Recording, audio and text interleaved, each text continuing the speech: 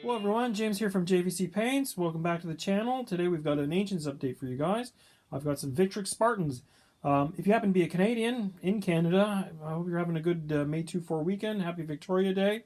Don't drink too much. Don't drink any less either. We've got 40 of the 48 Spartans from Victrix Games. I'm going to take some snaps of the individual stands and some of the figures that I've done. Like, comment, subscribe. Nailed it. And let's get stuck in. The unit is 40 figures, 4 ranks of 10. The front rank are all the armored guys and the command. Behind them are guys with swords drawn, and behind them, filling out the last 2 ranks, are the spearmen.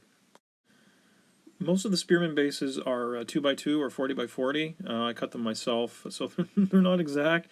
As you can see here on the sides and the back of these guys, not a lot of colors: red, white, leather, flesh, black, gold, and a sort of an iron color for these guys. The kit comes with a bunch of different heads. They come in 2 parts, which is a bit trying at times. The crested helmets here, I used them, but I didn't really. I would have preferred more of the pot helmets, to be honest. I found that these crested ones were kind of difficult to sit on the shoulders. Here's the actual commander, and the capes as well. Lining them up was a bit tricky at times. I think I did okay. I kind of just filled it up with glue as I went along, but they looks all right.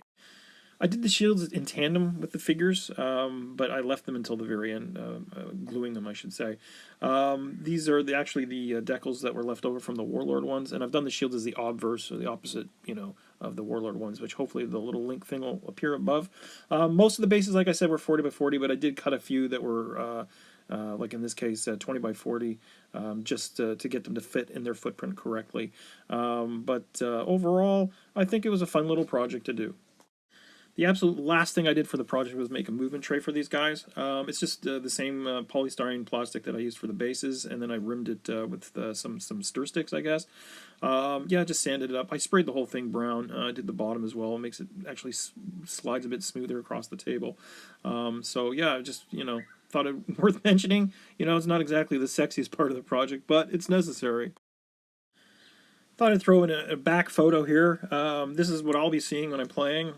Even though painting, you're always painting the front of the figures, you usually end up staring at the backs of them. So this is what they look like when you get them all done and on the table. This is what you'll be seeing. With the remaining guys, I'm making a command stand for these for the Spartans, and I also have one more Warlord box around here too. So I'm going to get stuck in on that. Hopefully, I can get a little Spartan force completed by the end of the year. If you're in Ancient Wargaming, a quick shout out for you guys: Ranger Miniatures and Wargaming and Triarius Wargaming. They're doing a big project for Historicon, so go check their channels out. I'll put put their little linky things in the bottom. So anyways, guys, have a good one. Keep those brushes moving. Bye, boy.